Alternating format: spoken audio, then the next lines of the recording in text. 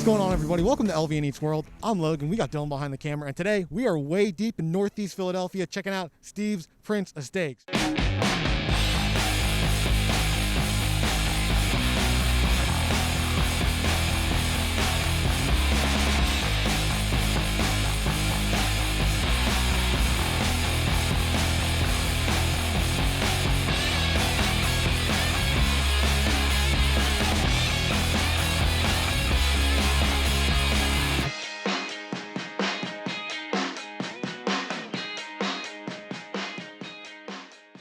Something I probably should have done in the last episode that I didn't do is just kind of give you guys a perspective on how far we've been traveling in this show. From where I'm standing right now, we are a whole 10 miles away from City Hall. So hands down the farthest that we've traveled thus far, farthest we will be traveling.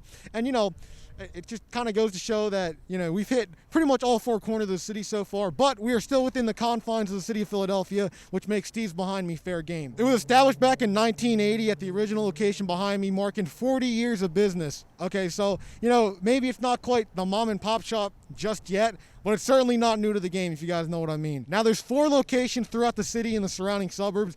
This one behind me on Bustleton Ave. We got another one up in even farther northeast Philly, up in Comley, which borders Bucks County. Langhorne, which is in Bucks County. Shout out to the Bucks County family, by the way. And also, we got one in Center City. So just to kind of throw that out there, Dylan and I could have taken the easy route, could have went down to Center City to grab some Steve's, but we like to keep it authentic on this show. We like to keep it real with you guys, which is why we're at the OG spot. Fun fact about Steve's, this doesn't really fit in with our normal intro. I just had to throw it in there though. In 2015, Steve's broke the world record for the longest cheesesteak of all time. Down at the link, they made a 480-footer. And listen, guys, I'm a big fan of cheesesteaks. I don't even know if I can handle a 480-footer, though. That's a little out of my pay grade, right? About the steak itself, nothing too crazy. Standard Italian roll, cheese whiz. However, they do make it sliced here, which I think we've only seen at Geno's, we've seen it at Oregon's, and I think that's it. So, personally, I'm more of a diced guy. I've grown to really like diced steaks over sliced on this show, but I'm putting those personal feelings aside, and if they have a good cheesesteak, then we'll know right away. So the question today is, will the unorthodox slice style be able to make a late splash on our almost complete list? We're going to go find that out, but in order to do that, we got to get some grub. Follow me. So guys, my Martin Scorsese producer in the making, Mr. Dylan Hrivnak, tooling around with the audio a little bit. Turns out we just did a whole review with no audio. So we're coming back, round 2. I guess it's not gonna be as authentic, but let me just kind of walk you guys through where I was going with this. So off the bat, I noticed this top piece of the loaf. It is crispy outside, which we enjoy obviously, and it is fresh. I can tell the bottom, it's not too hard or anything like that. But it's not toasty, it's cold, which I was a little disappointed about, not gonna lie. We did the one bite steak review, which actually I might as well just replicate for you guys because it's not that tough. So the problem I have with the meat, it's tasty, right? I like it. I like the meat by itself in some aspects, but it's just too chewy. I know at Geno's, Geno's was, maybe a little bit better, but especially at Oregon's, yeah, it was sliced, but the steak kind of disintegrated a little bit in your mouth, real sizzly and everything like that. You didn't have to chew a cow in the grass or something like that just to get your steak down. So, I'm a little disappointed in that. I thought the cheese whiz packed a good punch. Let me actually just give a bite for you guys real quick. So I do really like that cheese whiz for sure. We got that, Pride of America, that fake, orangish yellowish cheese flavor, which obviously, your mom wouldn't enjoy, but I do, because I've just, been around the block. I've been to different cheese whiz places, and I can say that I think this has one of the better cheeses on this show, so that's definitely a positive.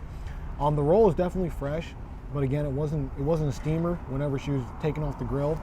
And what I was talking about in terms of the steak, guys, it shows up when you have a bite of the whole sandwich. Whereas, let me do this comparison for you. So at Cleaver's, the meat was phenomenal, okay? I can make the argument that Cleaver's had the best meat on this show. That roll, though, super doughy. You had to munch on it, chewing and everything like that. I had bits of dough, in my gums and my teeth and everything like that. So this is kind of the opposite in a way. I think the roll's one of the better rolls, even though it's not toasty. I can still tell it's a good roll. But the steak is what I'm harping at. The steak is what I have to really chew in order to, get through this whole sandwich. So with that said, And also, I should probably just make this like mentioned. Volume of meat on this one is just, it's a little lackluster, guys. I'm not gonna lie. You know, I think especially after you go to a place like John's Roast Pork or even Cleaver's again, you know, you see the importance of packing something to the brim. Here, not so much. I mean, we can see this whole side was kind of neglected. Even if I split it up a little bit, like it's just, you know what I mean? It's like a non-factor. So I'm a little disappointed about that, but I think overall, it's a good steak. So I'm gonna give it a 4. And like, I think the criteria for 3.5 is like one thing's gotta be pretty bad. And while the steak is real chewy, it's not like, I don't think it totally kills the experience, okay? It's close.